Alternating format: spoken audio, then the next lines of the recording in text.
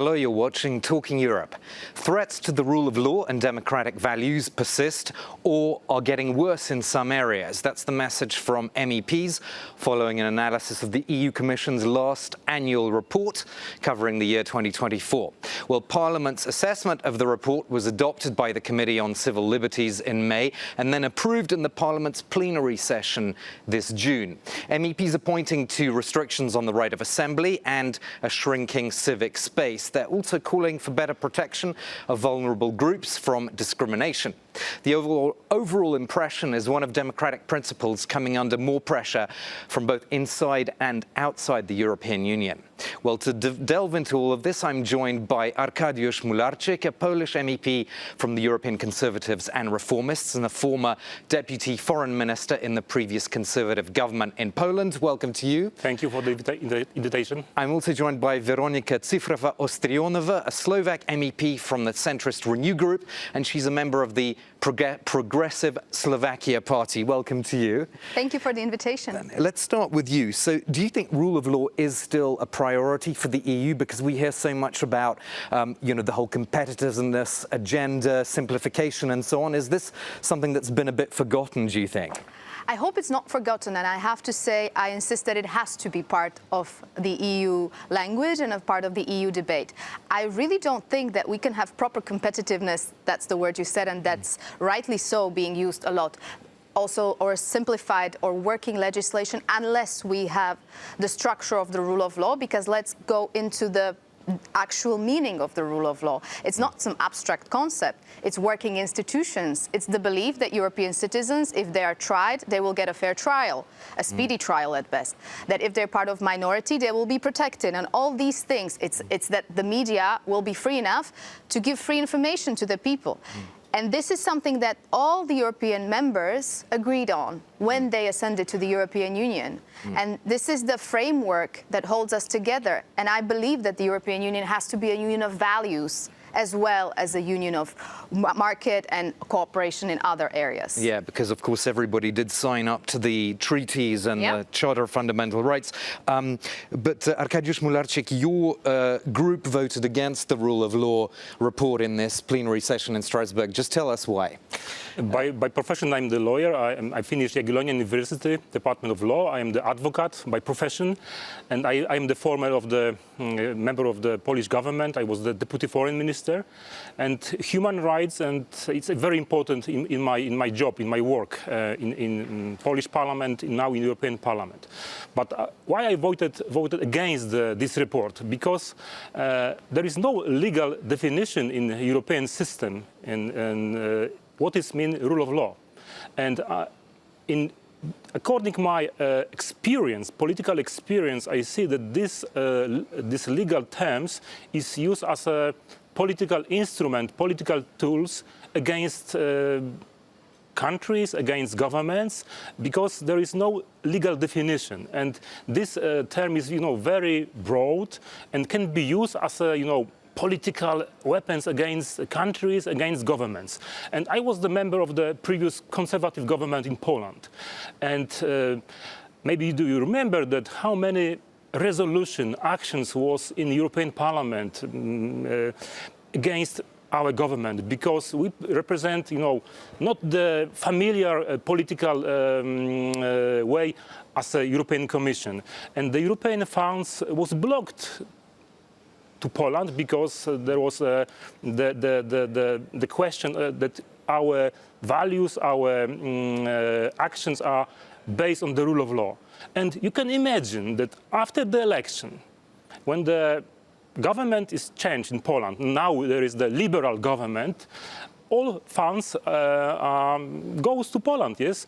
And there is no reform in justice system, there is no reform in other places, but the funds go to Poland. Well, there's an attempt, of course, to reform the justice system in Poland, but I just want to get your colleagues' reaction to what you said about is rule of law, does it lack a legal definition, and is it being applied selectively based on politics, perhaps on those two things? Respectfully to my colleague, this is the argument that we hear from usually from the politicians who are in charge when the rule of law report isn't in the country's favor. And this is what we see. What I think is that the rule of law report sets out clear chapters that they look at.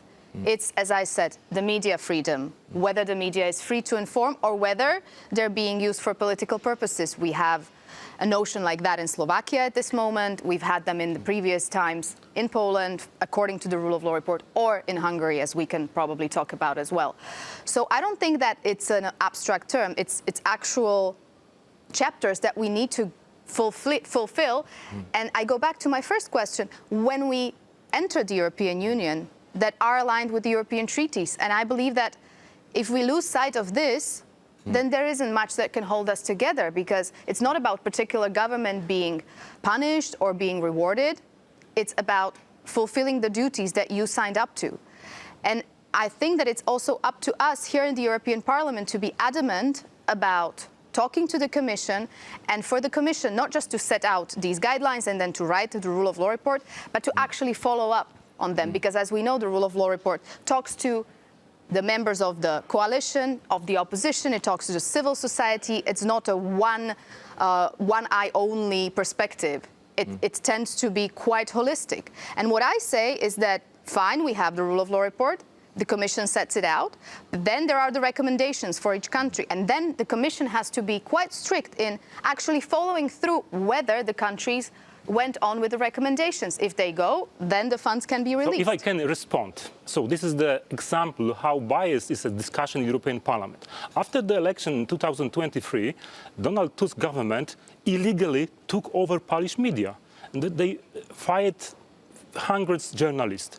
They illegally took over Polish prosecutor office. Now there is a lot of investigation against Polish opposition, against my colleagues from European Parliament, from Polish Parliament.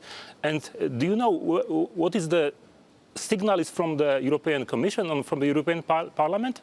Silence. Well, Silence. They say it's trying to Silence. reverse the state capture of the legal system by your government. That's their position anyway. Yeah, but you know, I think everyone saw this picture from Poland, how police took over and illegally take over the Polish public media, and no one and everyone accepted this in European Union. So this is the for me this is the evidence how biased is European Commission, how biased is European discussion about the standards. As you mentioned before, we see that the rule of law is used selectively.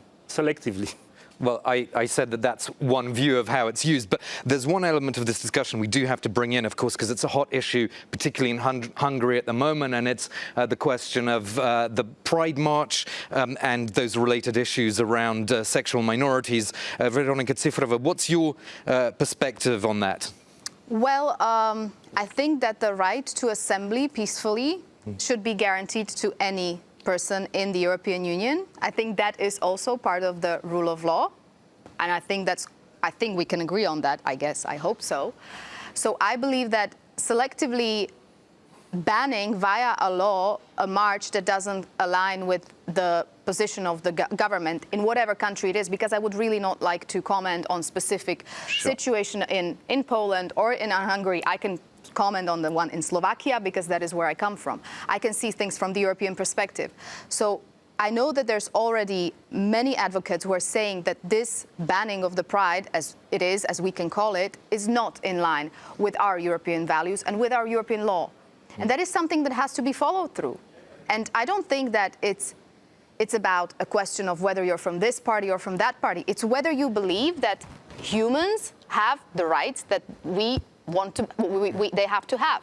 Yeah. And I think that's the question where we're sort of maybe not strong enough in enforcing or in talking about the opinions. Because if you want to assembly, let's take it from the other side. If it were a conservative march, would it be the same? Would the reaction from certain conservatives be the same as when we know that this banning of the Pride March effectively is because that's where the LGBTQI people assemble? What are your thoughts on the ban on the Pride March in Hungary?